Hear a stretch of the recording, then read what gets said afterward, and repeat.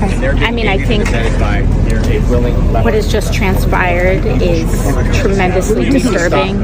It is the latest evolution and instance of political violence in the United States, and it must end. Congresswoman, what message do you have to your fellow lawmakers regarding the political environment? What message do you have to your fellow lawmakers regarding the political environment and the rhetoric that has been put out in the media? You know, beyond rhetoric, we need to talk about action, and we need to talk about, yes, there are words, but most importantly, we are in a job of leadership. We are in a job of action. We are in a role and a position where the American people are looking to us to do something about this. And every single day, people are dying due to gun violence in America. And every single day, there are people in this building that continue to vote against doing anything. They vote against universal background checks. They continue to support legislation and also remove any way to block the mentally ill, to block extremists, to block people with histories and records of domestic violence from getting guns in their hands. So are we going to do something about this or not? We have a political assassination that happened at the same time as a school shooting where children are dying on the same day, a week after a shooting at a Catholic school where children were gunned down while praying. Are we going to do something, or are we going to argue over rhetoric? That is my question about this. We have to pass gun safety legislation and stop this. What one congresswoman was saying, was yelling at Republicans, said it was Democrats' fault. Democrats did this. That's what we're saying. I mean, people can finger point all they want. Look at the record. Look at the actions of what we are doing. I don't think a single person who has dedicated their entire career to preventing gun safety legislation from getting passed in this House has any right to blame anybody else but themselves for what is happening.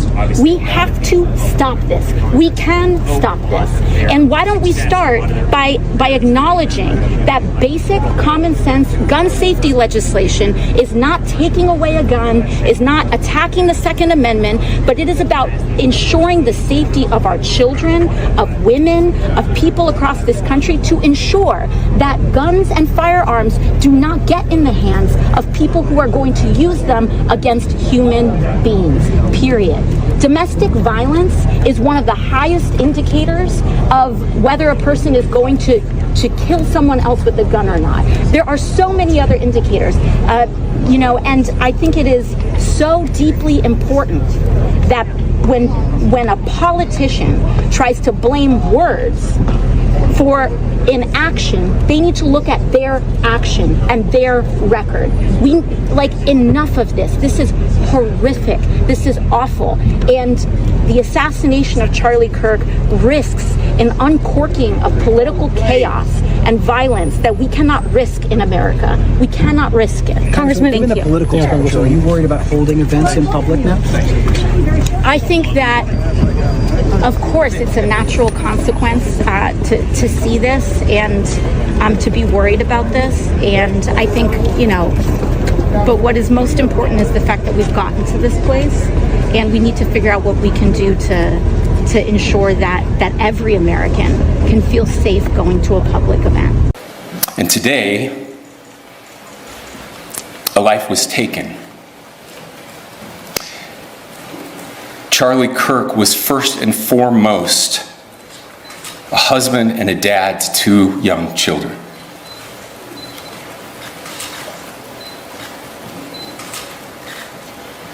He was also very much politically involved, and that's why he was here on campus. Charlie believed in the power of free speech and debate to shape ideas and to persuade people. Historically, our university campuses in this nation and here in the state of Utah have been the place where truth and ideas are formulated and debated. And that's what he does. He comes on college campuses and he debates. That is foundational to the formation of our country, to our most basic constitutional rights. And when someone takes the life of a person because of their ideas or their ideals, then that very constitutional foundation is threatened. Now, we have a person of interest in custody. The investigation is ongoing. But I want to make it crystal clear right now, to whoever did this, we will find you. We will try you.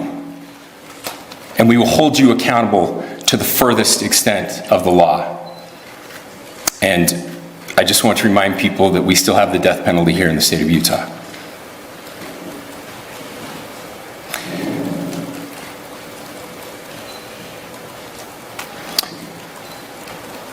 Our nation is broken. We've had political assassinations recently in Minnesota. We had an attempted assassination on the governor of Pennsylvania. And we had an attempted assassination on a presidential candidate and former president of the United States, and now current president of the United States. Nothing I say can unite us as a country. Nothing I can say right now can fix what is broken. Nothing I can say can bring back Charlie Kirk. Our hearts are broken. We mourn with his wife, his children, his family, his friends. We mourn as a nation. If anyone in the sound of my voice celebrated even a little bit at the news of this shooting, I would beg you to look in the mirror and to see if you can find a better angel in there somewhere. I don't care what his politics are. I care that he was an American. We desperately need our country. We desperately need leaders in our country. But more than the leaders, we just need every single person in this country to think about where we are and where we want to be. To ask ourselves, is this it? Is this what 250 years has wrought on us? I pray that that's not the case. I pray that those who hated what Charlie Kirk stood for will put down their social media and their pens and pray for his family, and that all of us will try to find a way to stop hating our fellow Americans. With that, we're happy to take a few questions. That's all for today. Thank you. If you want global news to keep you up to date on any new developments, please subscribe our channel and forward our content with your friends on social media and email. Thank you very much for keep supporting me. Stay safe, be blessed. Namaste. Thank you, God bless you, and God bless America.